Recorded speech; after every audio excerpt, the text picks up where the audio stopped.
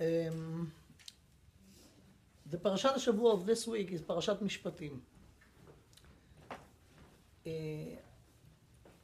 At the end of this parasha,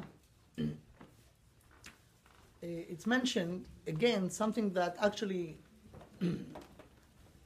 chronologically started before Matan Torah, as the Torah described in Parashat Yitro. And the famous thing that the Jewish nation was offered to get the Torah as the as the law of the nation as a nation. Hashem offered the Torah by Moshe Rabbeinu to the Jewish nation, and it's mentioned in this parasha, Parashat Mishpatim, that everyone said, "Vayanu kol ha'am yachdav vayomru," all the nation together, and said, "Kol asher diber Hashem naaseh v'nishma." Everything that Hashem will say, we're going to accept. We're going to do, and we're going to listen to it and obey it. And actually, at this moment, we sign an agreement with Hashem. There is an agreement between Hashem, the creator of the universe, and one nation in the world, the Jewish nation, that this nation will be the nation of God. Practically, it means that our laws and our way of living, of thinking, is the ways of God, the way Hashem gave it to us in the Torah. Now, we have to understand what that means to each one of us individually, practically, and that is the thing that could be more than anything else a big schus, a big merit for us and for the people that we care about. I want to try to explain what is the meaning of the accepting the mitzvot, accepting mitzvot Hashem.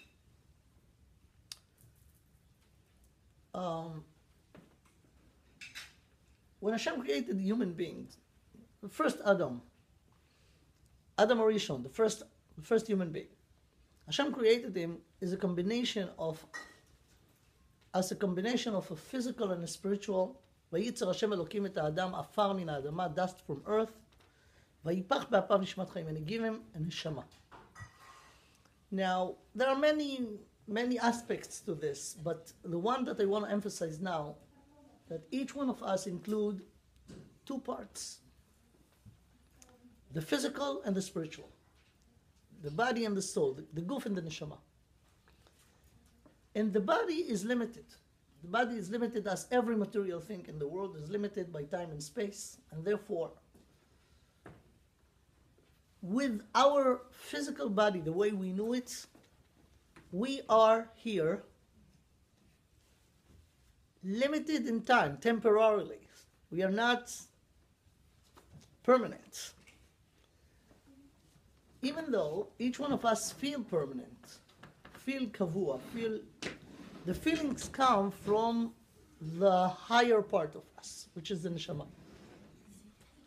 which is the soul. The soul is not physical, it's not limited by time and space, and therefore the neshama is the eternal part of us. The entire idea of the mitzvot is to combine, to perform something that's actually is a miracle. And it's up to us. Everyone, I assume, heard about one of the principles in the Jewish faith called Tchiyat HaMeitim. Tchiyat HaMeitim, meaning that the dead people who was alive for the time that they were here since Adam Arishon until today, and they passed away and the neshama separated the body. The principle, this is the one of the 13 principles of the Jewish faith, and it's mentioned in the Tanakh, in the Torah, and the Nevi'im few times, that the body that was buried in the ground and completely decayed and went back to his origin, as Hashem says, "Ki afar ata ve'el afar tashuv," This body will revive, will rebuild, and the neshama that was in it will come in it, and together they will stay forever. This is one of the major beliefs, major things that we as Jews, we saying it if you pray every day, 3 times a day. The second bracha of תפילת 18, ונאמן אתה להחיות מתים, ברוך אתה השם מחיי המתים. Now, this thing is not natural. It's even anti-natural. We do not see this in the nature.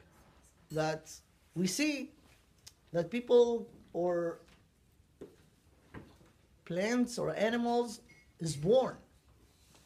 Yeah, so they were not alive and then become alive. But someone who was alive and passed away to become alive again, it's not something that we see in every day. It's a miracle. But Hashem created the world from nothing and he could do everything. The idea of the mitzvot, the deep idea of the mitzvot, which is listen to the commandment that Hashem gave us, practically doing exactly these things. And I want to explain how. In Hebrew, the word mitzvah, or mitzvot, in plural, mitzvot, commandments, written for those of you who knows a little letters in Hebrew, it's a mem, the letter mem, tzadik, double vav, 2 vavs, and taf, mitzvot, right? This mitzvot are commandments. If you take the first letter and just separate it from the rest, take the mem and put it a little bit separated, you will get a word in Hebrew called tzevet. Tzevet or tzavta, which is a team. Tzevet is a team. Tzavta is together.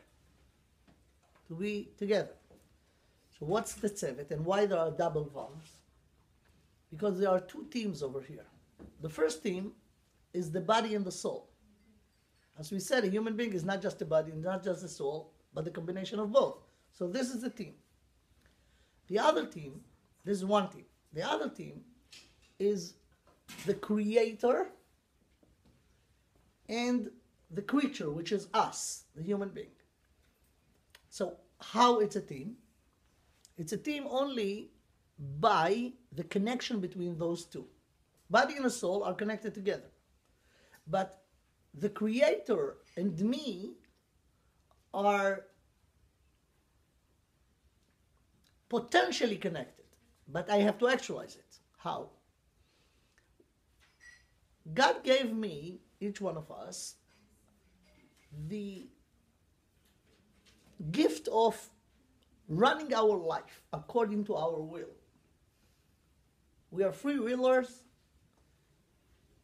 God gave us ability to think, and we should manage our life based on what we understand the best way to run. Therefore, each one of us feel very, very sensitive about their will. I want to do, and I want to actualize my want. Because of that, it's really, really hard to give up your want or your willing for someone else willing. Why? Why should I listen to someone else? I'm the sovereign. I'm the master of my life. And here's the thing. God created us. He put us over here. We have our will and our want, but we have a big problem with it when we analyze it. Why? Because what we want to do today, check it out, what we want, each one of us, what we want to do today, meaning what our level of understanding today of what's right and what's wrong and what's important and what's less important. This thing is in a constant dynamic development and change. What you want to do today is not what you wanted yesterday or a year ago or 5 years ago or 10 years ago. And therefore, it's probably not what you will want to do in another year from now, in another 10 years from now. It's up to what? It's up to our experience, it's up to our knowledge, which always increasing, and we hope that every day that passed we are more smarter and more responsible. You know, take a person, 30 years old, compare this person ability to act in the right way to the same person 20 years ago when he was 10 years old. She was 10 years old or 5 years old. So of course we're learning every day, and from every experience, from everything we're learning more. And here's the problem.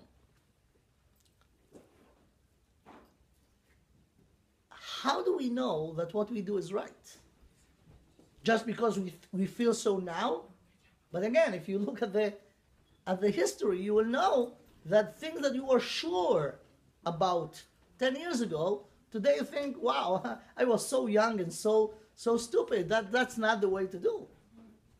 So if you take this and go all the way from age 0 to age 70, 80, 120, you could not be sure at any point on the journey, on the way, that you're doing the right thing.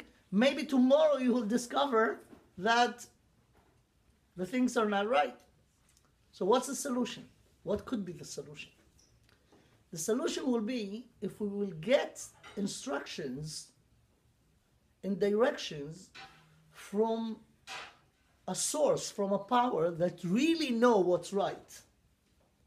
This source could be only one, the creator of the universe. He knows better than anyone else what he created, what's right, what's wrong. And this is the big gift that he gave us when he gave us the Torah. When he gave us the Torah, he gave us Torah. The meaning of the word Torah is instructions, directions. Torah, Torah li et haderech, show me the way. The Torah are actually the GPS of us when we traveling around the world, doing the journey of our life, and we do not know where we're going. It's like someone who has a car and he's driving in a place that he never was before. And he's just guessing. When you're guessing, you easily could get lost. You need the GPS. So the GPS of life is the Torah that we're giving from Hashem, and we realize this, and we were smart. We are smart. The Jewish nation is a smart nation. When we said Naaseh v'nishma, we're going to do whatever you will tell us. It was after we were sure that Hashem running the world, Hashem took us out of Mitzrayim. Only Hashem could do the miracles that was needed in order to take the Jews out of Mitzrayim. We saw the 10 Makot Mitzrayim, 10 plagues. We saw the split of the sea. We went on a dry land, Betoch Hayam, in the middle of the sea, Bayam, Bayabasha, and all the Egyptians, our enemies that was chasing after us to bring us back to Mitzrayim, was drowned. All of them, Lo nishar b'hem ad echad, to the last one of them. After you see such a thing, you know that the force that take you out of Mitzrayim is not Moshe Rabbeinu. He is a human being. He was just a messenger of God. So when God offered us 50 days after Yetziat Mitzrayim, 50 days, we got the Torah. And God offered us, do you want to be my nation? Meaning, could you decide that my laws will be your way of living, your way of you will be my nation in the world. We could not say anything else but, of course. And that was the Naaseh v'nishma. With this, we know that we know what's right. Not because we're smart, because it doesn't matter how smart you will be. You will never know for sure. The only way that you accept it from the creator of the universe. So we got it. We were lucky. We sang, we blessing Hashem always for that. Baruch Eloheinu shebra'anu lichvodo v'yivdilanu min hato'im v'natan lanu Torat emet. Bless God that He created us and He gave us His Torah. And He separated us from the people who are wandering. Toim are people who wonders, who always have question marks about what's right and what's wrong and what to do. And He gave us Torat Emet, a true Torah, a true instructions. Now we have to know. We got the Torah as a nation, and it's obligated us to the end of days. We got the Torah 3,300 years ago, and it's obligating us to the end of the days. And practically, it's not just philosophical ideas. It should be a practical. And each one of us, I guess, is struggling with what I want versus what's right. And you always could say, you know what? Who said that there is something that's right? Maybe what I want is right. This voice coming from inside, it's called Yetzer Hara. It's come from inside and tell you, you know what? There is no right or wrong. Just do whatever you want and it's okay. This is so silly. We have to just analyze it before. Because what do you mean, what do you want? How do you know what to want? How do you know what's right? You could just think it's right for your part of you. It's like a kid. I always give this example. A kid is an example of undeveloped human being. Undeveloped, I mean intellectually. Because, even the smartest kid, they will learn and they will be much more than they were when they were very, very young. So take a kid, a normal kid, let's say 3-4 years old. Give them a candy. Ask them when they have the candy, what do you think about it? Is it good? They'll say, great, give me more. Give me more. And you'll give them more, they will finish a pack of candy. So according to their judgment, is the best thing ever, right? How come when we as parents, a father, a mother, seeing our kid, just having a pack of chocolates or candies, whatever, right before lunch or supper, we think this is the most terrible thing. So okay, 1, okay, 2, but not. So think about from the point of view of the kid. Imagine a kid that was sure that his mother is the most loving, caring for him person in the world. Okay? Now came a relative from I don't know where and give him a big case of candies. And he started to eat these candies. The mother came to the room, saw him, immediately she took the entire candies and said, stop it, you cannot have more. What he will think about his mother, he or she? They do not, see, I feel it's good. It tastes amazing. I feel it's good. So what happened to my mother? She started to hate me. She doesn't want me to have a good time. That's what you think. And actually, what is the real picture? The mother loved this kid, right? Because she loves him, she take it from him, because she saw things that the kid doesn't see.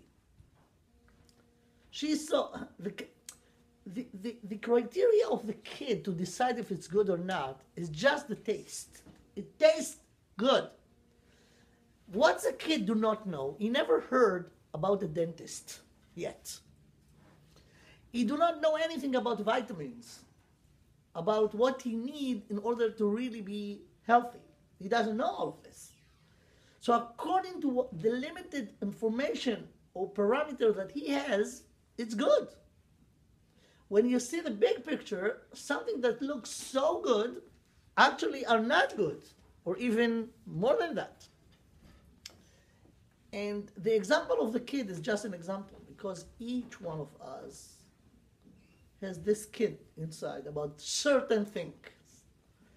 I feel it is good. I feel it's good. But our Father, our Creator, know better. He knows what's right and what's wrong. And many things that you could feel, think always about the feeling of the kid. I feel it's so yummy. How come it's forbidden? How come it's not good? I feel it's good. So there is a contradiction between what I feel to the reality. And again, because we know that we got the Torah from the Creator who created us and created the universe, He knows what's right and what's wrong. When we have this contradiction between what we feel about things and what the Torah says, we have to know that the Torah is the mother.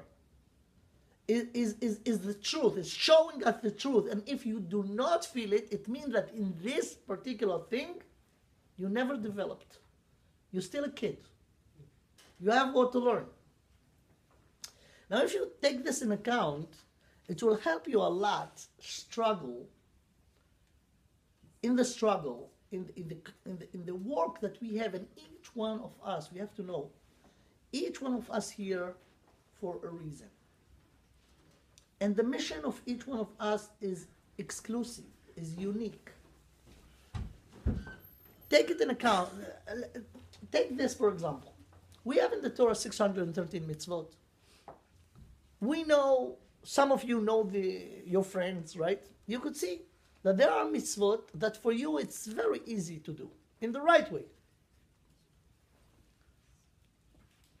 For your friend, for your husband, for your wife, for your children, the things that's so easy for you are so challenging to the others. So big. And vice versa. There are things that easy for them to do, mitzvahs that easy for them to do, and hard for me to do. This is your mission in life.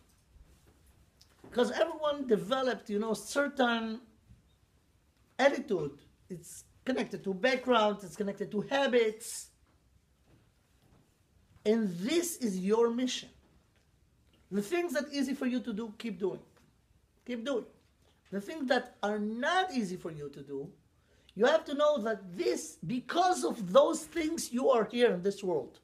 To face those challenges and overcome them. In this way, you're going to create yourself. You're going to build your personality, and more than that, you're going to make the miracle of Tchiyat HaMeitim. Let me just explain now how. All the mitzvot that we're doing, the one that's hard for us, not the one that comes for us easy. Even though those are very good, just do it. Do it. Keep doing the thing that you do right.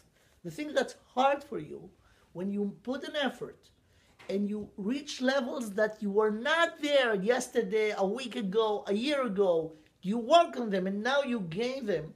Those the one that with them you make a change in yourself.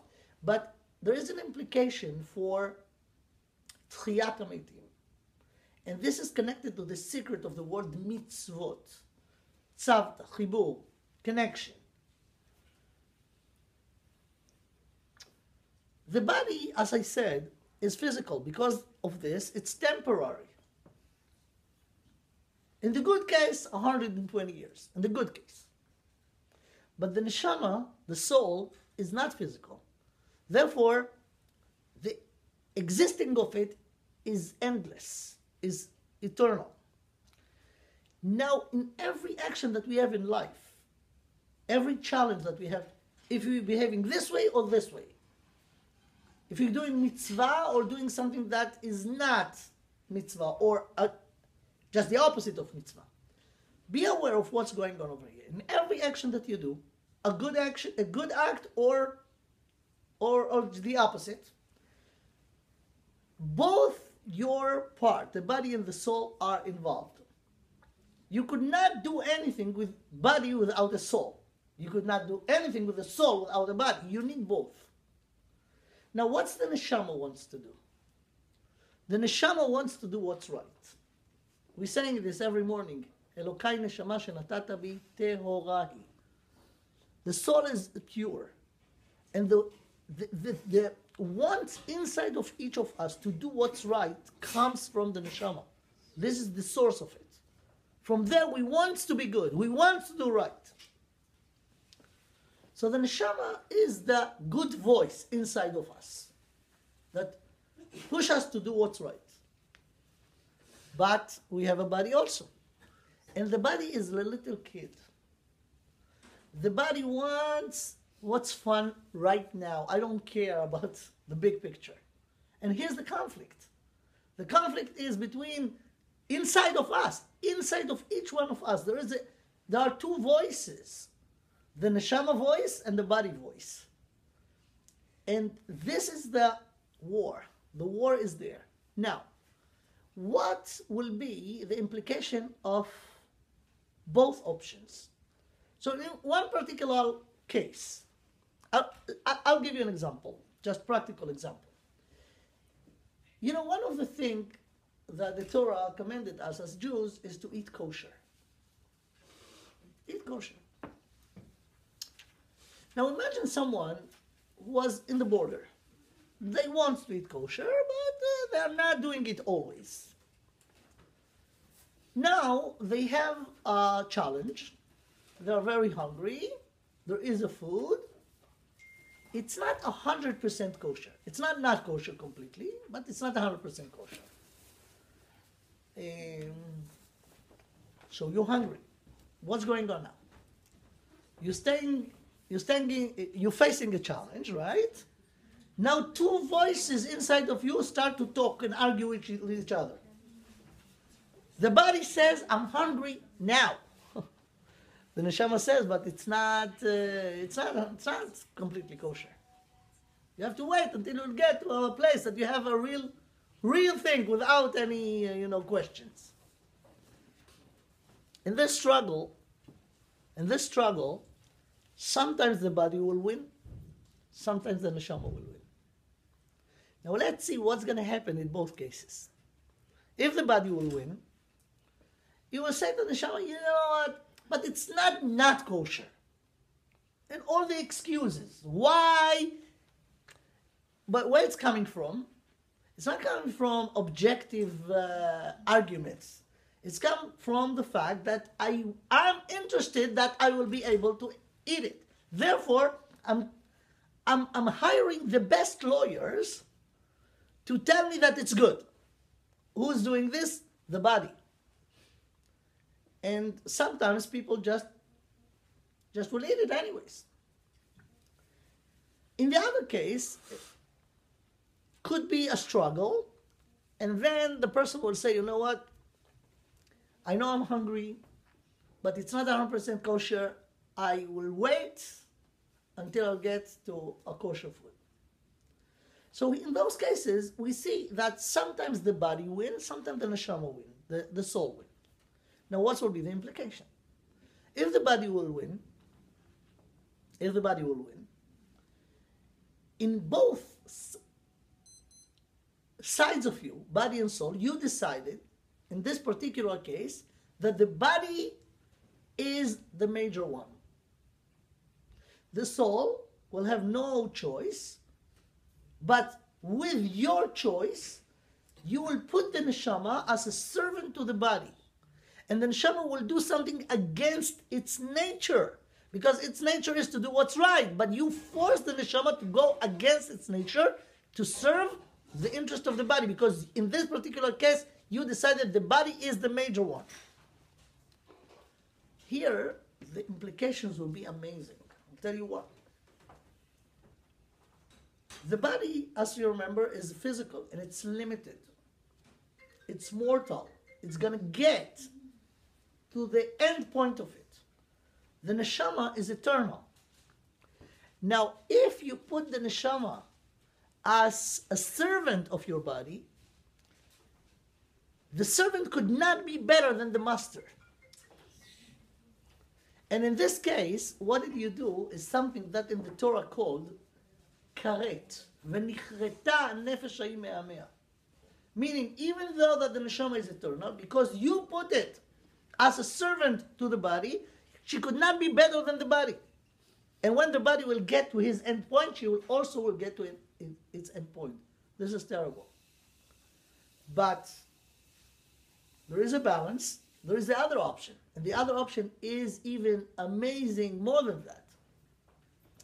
If you have a struggle between the body interest and the soul interest, and you will overcome the interest of the body and say to the body, listen, you do what the neshama wants. You put the body as a servant to the neshama, right? And here, gonna happen the opposite miracle, which in a way much bigger. This is tchiyat hametim. Why? How? Because the body do not do whatever the body wants. You decided that the body will always do what the neshama wants. And because he is a servant of, the body is a servant of the neshama, he got the level of the neshama, and the neshama is eternal, the body also going to be eternal. And this is tchiyat hametim.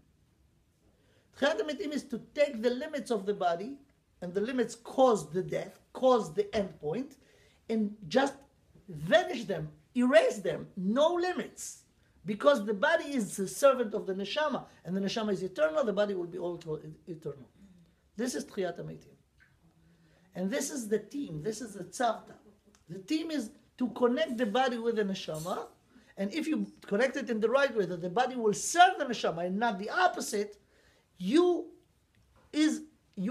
able to get over the limits of physical and get to the eternity. Of course, it's connected also to the other team. The creator and the creature. The creature is limited. He has beginning point, he has end point. The creator is unlimited, is eternal. When I take my will and I say, you know what? I do your will. I don't want to do my will. You know why? Not because I'm not sure about myself and my ego is nothing. Because I realize that I'm a kid who see very limited picture and you see the big picture. Therefore, I will make your want my want. So I'm doing it because I realize and appreciate the truth and the greatness of God. So here's another team. The limited creature, connected myself to the unlimited entity of Hashem, and therefore I got the eternity. And this is tchiyat hametim. Now Hashem told us in the Torah a few things. I want to mention one. There are 613 mitzvot. In the Ten Commandments, the fourth commandment is the commandment,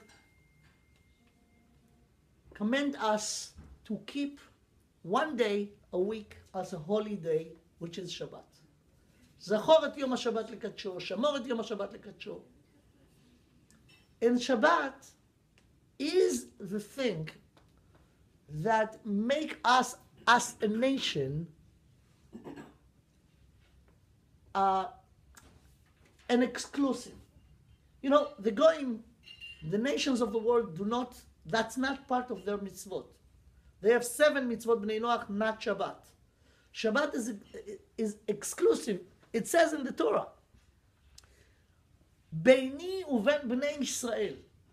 Hashem said, it's between me and the Jewish nation. Oti leolam. This will be a sign between me and them. And this is more than anything else, the national identification of us as a Jewish nation. One day, everyone running, doing everything, going to work, it's regular day for them, for us not. Why? Because we are the witnesses of God that He created the world in 6 days, and the 7th day is a holy day. Now I know that here, in exile, in the exile of America, and you know what, in the exile of Long Island, in the exile of Great Neck, the more you out of the center of the Jewish world, the more you more exposed and more involved with the non-Jews around you, this is a challenge for people. This is a challenge for people. It's easy to keep Shabbat when everyone around you keeping Shabbat. When we have these challenges that, everyone around, for them a regular day, you have the challenge. And take the thing that we discussed from the beginning, just apply it to this. God says, very clear thing about Shabbat. There are 39 avot melacha, an action that called melacha, that Hashem said, lo ta'aseh kol melacha. Don't do it. Don't do it. And they're very clear, and everyone knows what's right, what's you're allowed to do and what you're not allowed to do. The Jewish nation keeping Shabbat for 3,300 years. No one could argue what's right and what's wrong. And usually when people are not keeping Shabbat in the proper way, they know exactly that the Torah said, don't do this, but they have an excuses why. And here we found the conflict. We know the truth. The truth is that we are not allowed to do this melachot in Shabbat. And it's not just, it says in the Medrash the following: someone who keeps Shabbat the way it is, in the proper way, actually, by not doing those actions, he is standing in front of the world, he's standing in front of himself, he's standing in front of the Jewish nation and said, I'm a witness of Hashem, the creator of the universe.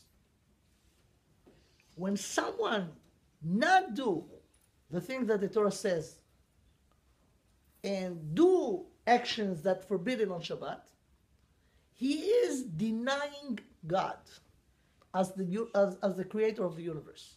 This is what's so severe about Chilul Shabbat. Chilul Shabbat is denying God. It said, I don't care. I don't care. I don't want to be part of the nation that took on themselves to be the representative of God in the world. That would make it so severe. So what we should have in mind when we're facing any challenge, everyone has different challenges about Shabbat. But when you facing those challenges, remember what we discussed over here. Even though for me it feels okay, it feels even good, even yummy, even I have excuses why I should do the thing the Torah said don't do. God see the bigger picture. We are like the child who like the candy, and he doesn't care. I want a candy. It feels good now in my mouth. So we have to be mitchazek in this always. To learn the Torah, to be aware, to be convinced that the Torah was given from Hashem, and try to take on ourselves to do what's right. Now it's hard. I know it's hard. It's not easy. People who got used to do certain things in Shabbat, even though they know that's not right, the habits are very, very powerful. But because habits are powerful, you could just adopt habits, opposite habits. In the beginning it will be hard, but when you get used to it, it will be the same power. Have the right habits to do what's right. Now everyone practically could do one thing. Take one step ahead. Don't try to change yourself completely in one day. It doesn't work. It doesn't work. We are human beings. We need processing. The process has to be done with wisdom. With wisdom. It's like, when you have, let's say, 50 bricks in a pile over here, and your mission is to take it to the other side of the room. There are two ways to do it. Try to take all of them together, and it will be too big for you. You're going to collapse. Take one, move it, take another one, then you will easily, after a while, did your mission. We have to strive to be better than we are. This is why we are here in this world. Tomorrow should not be the same like today. If it is, it's a waste of the day. I have to be in a higher place tomorrow than today. Therefore, I have always to grow. I must grow every day. One step. One step everyone could do. Don't tell me. Everyone could do one step. Everything that good that you do, keep doing. The things that you're not doing yet, take one thing and do it. One thing everyone could do. It's not that hard. One thing. When you got used to this, okay, this is what we have. Now let's go another step. And you could not imagine. Step after step after step will take you to places that you never imagined. I think this is the thing that we should think about. And of course, as I said in the beginning, everything that we do, first of all, it's our own merit. It's building our personality. And it's fulfilling the mission that because of it Hashem put us in this world. But when we have people that we really care about, and we want zchuyot, we want merits for them, this is the best thing to do it. So actually, we have here this tragedy that happened with this girl. So if we want to really help her, spiritually, let's do something that we didn't do yet for her sake. And you have to know, the first of it will be for you. It's going to your account. But it also will go to other people's account. So it's for you and for the others. And I hope those words of understanding, because, I didn't give you a musar shmus. Just do and do. I try to explain. Because people, when they understand it, it's better for them to do it. It's easier for them. The motivation is there. And we try to explain. There are, of course, a lot of things to explain. But I think what we discussed already in this talk could help us to gain the motivation to do. And Be'ezrat Hashem, this thing will give bריאות והצלחה for us and for the people that we care of.